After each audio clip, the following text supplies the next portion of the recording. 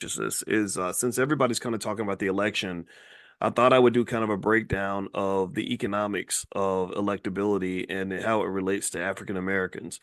And really, and this was kind of on my mind because I got an email or an Instagram message from a sister with the last name Abdullah. I think her name is Melina Abdullah, who is the vice presidential candidate with Dr. Cornel West.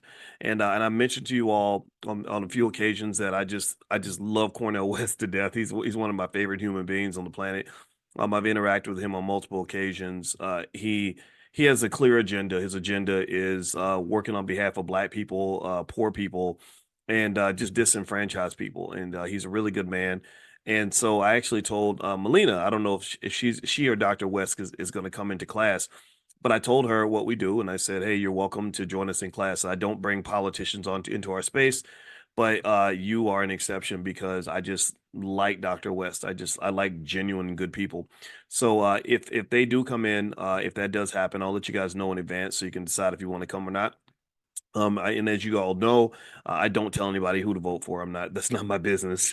But I am interested in sort of breaking down systems that are not helpful or beneficial to people like us, right? I am interested in saying, like, what happens if we were to have a system that didn't have just two parties to choose from? What if we did have a system where, Black people didn't feel so disenfranchised?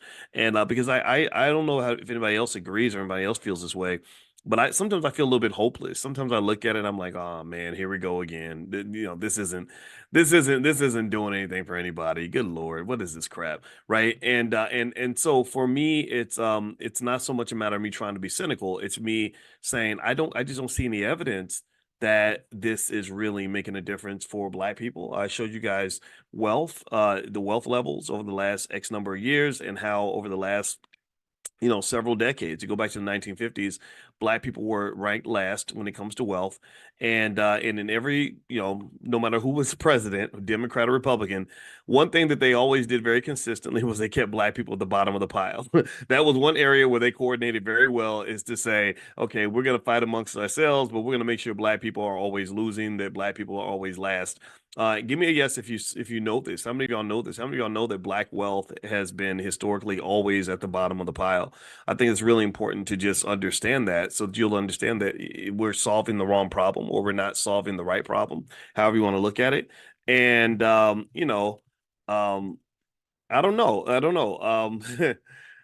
It's one of those things where I'm very frustrated by that. So, all right. All right. So one thing I want to throw out there really quickly is to let you guys know that this week I'm actually putting together something that focuses on financial illnesses. I want to do a training on Sunday night on 8 financial illnesses, financial ailments that you want to avoid, how to diagnose them and how to cure them, so that you can actually have financial health.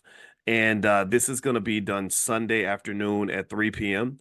And what I'll do is later on today, I will send you all a link if you'd like to join, so you can join on Sunday. And literally, I just flat out called it Black Wealth 101.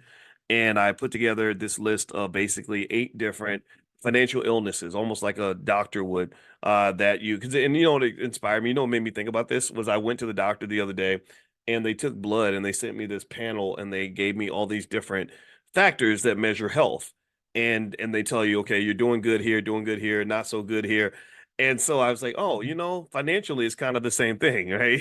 If we really, really think about our financial health and just what economic wellness even looks like, maybe that'll help us to become more financially conscious. So basically Sunday, it's going to be a special event. There is a fee attached, but I'll give you guys a big discount because of who you are. So we're going to do 48% off. I think the fee for the lifetime access to all the materials, slides, recordings, everything else is $299, but for you guys for 48 hours, we'll drop it by 48%, which drops it to about 155. So for 155, you have lifetime access to the material. You can bring your whole entire family, and this is going to happen on Sunday. The live event is going to be on Sunday. If you can't make Sunday at 3, then you can have the recording. The recording will be loaded up within 48 hours, and you can go back and watch it at your own convenience. You can watch it over and over again. Think of it like something that you can just have in your library, in your family economic training library forever. Okay, so anyway, that's it. That's my little spiel about that. What's happening on Sunday. So anyway, let me hop into this conversation about this election.